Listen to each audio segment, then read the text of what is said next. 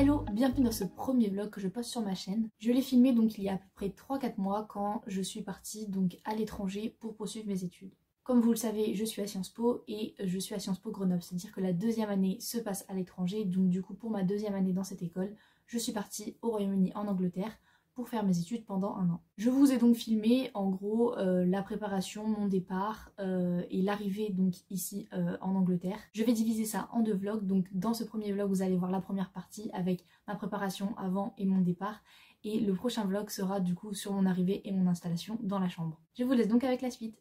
Bon, là je suis actuellement en train de préparer ma rentrée et mon départ, on est exactement le 14 septembre, donc c'est un peu tard pour moi, mais en fait je vais partir à l'étranger cette année scolaire, puisque je rentre en deuxième année de Sciences Po et que pour tous les élèves qui étudient à Sciences Po savent que la deuxième année c'est à l'étranger, même si maintenant avec le Covid, pas tout le monde ne peut partir malheureusement, mais moi j'ai la chance de pouvoir partir, donc je suis en train de faire tous les trucs que je dois encore régler pour pouvoir partir tout simplement.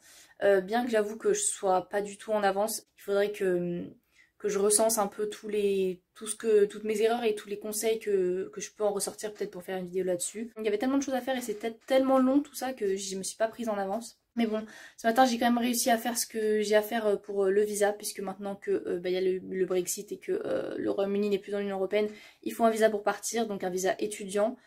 Et donc j'ai envoyé les mails que j'avais envoyés par rapport à ça, les documents, etc. J'ai rempli aussi mon dossier avec, j'ai mis mon numéro de passeport, etc. D'ailleurs il faut toujours que je l'ai à disposition le passeport, parce que il y a toujours le numéro à remettre et j'arrive pas à le retenir celui-là. Voilà. D'ailleurs j'ai appris un truc, c'est que quand le mot passeport est souligné, ça veut dire que votre passeport est biométrique. Voilà.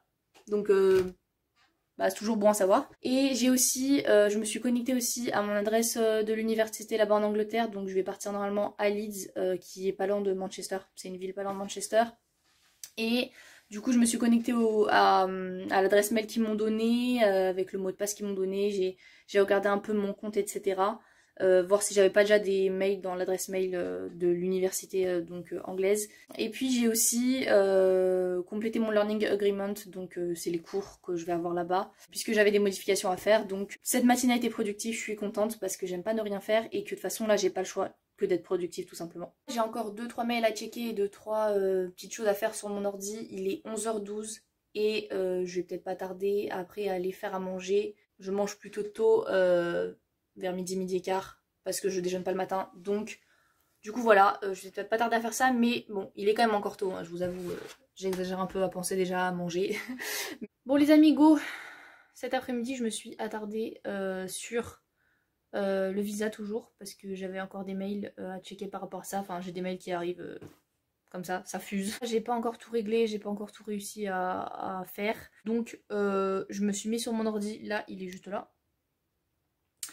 pour aller sur la liste que j'ai commencé à faire sur qu'est-ce que je dois prendre pour partir, puisque je pars quand même donc 1 an entier, enfin 1 an d'études, donc c'est plus 9 mois en gros si vous voulez, mais c'est quand même, voilà, tu prends un peu toute ta vie en gros, et du coup j'ai commencé à faire une liste sur qu'est-ce que je peux prendre. Vu que je pars en avion, j'ai quand même un nombre de valises limité bien sûr, donc c'est à dire un sac que je peux prendre avec moi dans l'avion, et j'ai mis 2 grosses valises, je crois format 100 litres ou quelque chose comme ça, pour pouvoir prendre le plus d'affaires possible. Désolée, je regarde vite fait parce que du coup j'ai mon ordi sous les yeux. En gros je me suis mis sur mon lit avec mon ordi parce que j'ai mon placard devant moi et il y a mes affaires, et comme ça je peux voir tout simplement qu'est-ce que je pense prendre exactement. Après là où je vais il fait pas très chaud non plus, donc ça va pas être des habits en mode ouh petits habits comme ça, mais c'est pour écrire plus précisément qu'est-ce que je pense prendre, combien je pense en prendre.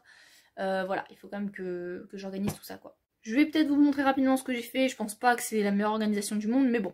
Là, il y a ma petite liste sur Word, hein. Je fais pas des trucs très pro hein, non plus, hein. Je sais pas, voilà. Mais j'ai fait des petites catégories, et en gros là je vais m'attarder sur les vêtements, parce que j'ai marqué des trucs vite fait, mais en gros j'aimerais bien marquer plus précisément ce dont j'ai besoin, parce que sinon à part les vêtements, s'il y a les chaussures bien sûr, il y a aussi voilà tout ce que vous emportez pour la vie de tous les jours, donc pour les soins, la trousse de toilette, etc. Mais j'ai mis pas mal de choses. Ce qu'il faut que je fasse aussi, c'est qu'en fait avant de partir j'ai fait pas mal de rendez-vous médicaux que je devais faire. Faut aussi que je passe à la pharmacie pour prendre des médicaments au cas où là-bas j'ai besoin de médicaments. Parce que je m'étais fait faire en fait une ordonnance tout simplement pour ça. Faudrait aussi que je passe chez Chris tout simplement parce que bon là j'ai des lentilles mais de base j'ai des lunettes.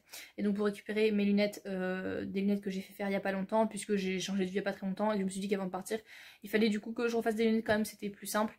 J'ai pas beaucoup bougé mais bon c'était quand même plus simple de changer de lunettes, de vue, de soleil etc. Enfin, d'en faire des nouvelles quoi plutôt. Mais en gros voilà, ce que je dois faire aussi par rapport au départ.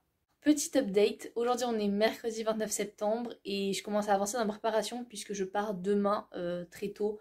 Mon vol est à 6h15 donc du coup je vais partir très tôt de chez moi. Ma valise s'est faite très progressivement parce que je l'ai quand même commencé il y a plus d'une semaine. Donc du coup ça a avancé très progressivement. Mais là sur mon ordi j'ai ma petite liste et je commence à barrer beaucoup de choses. Puisque voilà, ça va être quasiment fini, rempli. Donc du coup je suis plutôt contente. Donc en gros ma liste elle est toujours là. Elle est pas hyper belle visuellement. Franchement ça pourrait être mieux et tout. Mais je n'avais pas trop envie de me prendre la tête, j'ai envie de faire un truc rapide et tout. Donc les catégories sont pas non plus, enfin elles sont perfectibles très honnêtement. Mais ce qui est pratique c'est que voilà, j'utilise l'option de barrer pour barrer ce que j'ai mis, mais quand même pas l'effacer, l'avoir toujours sur la liste. Et ce que j'ai surligné en gris, c'est ce que je vais mettre en gros dans mon sac à dos. Mon sac à dos qui est là, juste ici. Donc que j'aurai avec moi en tant que bagage à main en fait, que j'aurai avec moi dans l'avion tout simplement. Du coup j'ai surligné en gris tout ce que je vais mettre dans ce sac là, bien que ça peut changer etc. Mais voilà il y a des trucs que je me suis dit non ça faut pas que je mette dans la valise tout simplement parce que ça va être dans mon sac. Et puis il y a aussi des petites choses qui sont pas encore dans la valise ou dans mon sac, puisque c'est un peu les trucs que j'utilise jusqu'au dernier moment, donc du coup bon. En gros voilà quoi. Mais ça commence à bien avancer comme vous pouvez le voir, enfin après peut-être qu'on voit pas trop là, il y a plein de trucs barrés. J'ai aussi écrit là ce que je devais charger au niveau électronique avant de partir, ce qui était important de charger pour que voilà ce que j'allais avoir besoin. J'ai une liseuse dans ma valise, dans mon sac pardon, mais je vais pas la charger parce que ça met très longtemps à se décharger et qu'elle est quasiment batterie pleine. Donc du coup ça sert à rien de la charger sachant que je sais pas forcément le lire en plus sur le trajet et c'est surtout ça reste dans mon sac parce que il faut mieux mettre l'électronique dans votre sac que vous gardez avec vous dans l'avion que dans la valise, voilà. Donc c'est pour ça que je l'aurai avec moi, notamment sachant que le sac est grand et que j'ai pas grand chose à mettre au final dedans, donc je me dis que s'il y a des petits trucs que j'ai pas de place à mettre dans la valise, je les mets dans le sac quoi. Bref, du coup on en est là. Je vais aller vous montrer la valise tout de suite peut-être. Les valises pardon, j'en ai deux.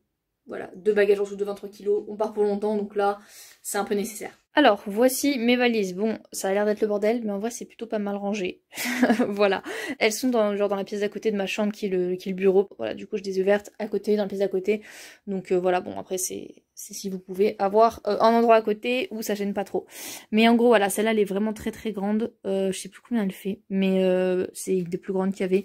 Et ça c'est un peu la taille en dessous mais même ça c'est grand en vrai donc voilà. Celle-là elle est pleine et au niveau de l'espace à peu près. Oui, il y a vraiment un rouleau de papier toilette, mais on veut du vrai, comme on dit. On sait jamais au cas où quand on arrive. Du coup, elle est pleine au niveau de l'espace et du poids, puisque faut que mes bagages sautent pèsent 23 kg. Elle fait un tout petit peu moins, mais il faut généralement être plutôt en dessous parce qu'on sait jamais. D'ailleurs, petit tips, pour les peser, j'ai ça, en gros. Je sais plus depuis combien de temps là dans ma famille, mais genre... je sais pas, je crois que mon père il l'avait acheté à un moment où on faisait des voyages en avion et on avait besoin de valises en fait, voilà.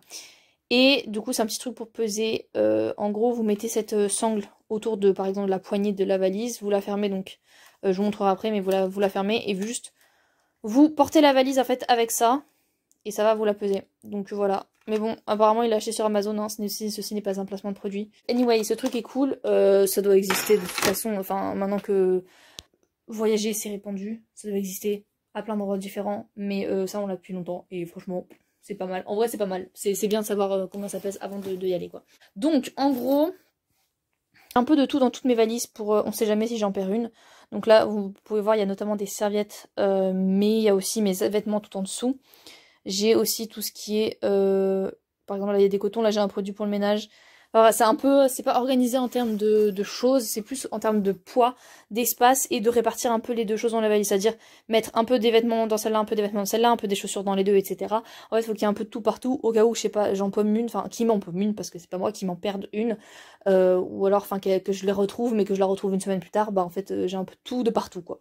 Elle, c'est un peu plus compliqué parce qu'en fait, si je la remplis, je l'ai déjà essayé de la remplir en termes d'espace et du coup elle est trop lourde, donc pour l'instant elle est pas remplie.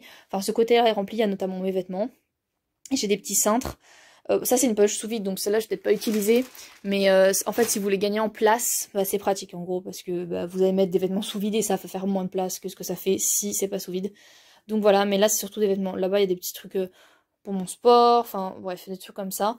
Là j'ai un sac à dos qu'il faudrait que je fasse rentrer dedans. C'est un joli sac à dos que j'ai acheté il y a pas très longtemps. Donc voilà, ça faut que je le fasse rentrer. Ce côté-là de la valise, comme vous pouvez le voir, c'est vide encore. Enfin, j'ai quand même pas mal de place là encore. Notamment pour mettre un duvet. Je sais que j'aurai des couettes draps là-bas, mais il va faire froid. Donc prendre un duvet c'est important. Et en fait il peut rentrer, mais il faut que j'arrive à le mettre sous vide, sous cette poche. On ouvre là, on met un... je sais pas, un truc qui aspire, un aspirateur, ce que vous voulez. Et voilà, ça fait le sous-vide. Et en gros, dans les sacs poubelles, là, ce sont mes paires de chaussures. Donc là, j'en ai 2 dans celle-là, mais j'en ai 2 ici et j'en ai une ici. Voilà, j'ai 3 paires de chaussures dans celle-ci. Et là, j'en ai 2. Pourquoi? Parce qu'elle est déjà plus lourde, celle-là, de base. Et puis, il me manque quand même mettre des tongs et des claquettes, genre d'intérieur, enfin pour l'intérieur, quoi. Parce que j'adore faire chose tongs ou chose claquettes, comme vous voulez. C'est mes pantoufles, pour moi, donc voilà. Là, j'ai un petit tapis de sport. Là, bon, on s'en fout, mais c'est mes lentilles, par exemple, à l'intérieur. Mais je suis pas mal en système de pochettes, donc j'ai des pochettes un peu pour tout. Là, par exemple, là-dedans, il y a mes lentilles.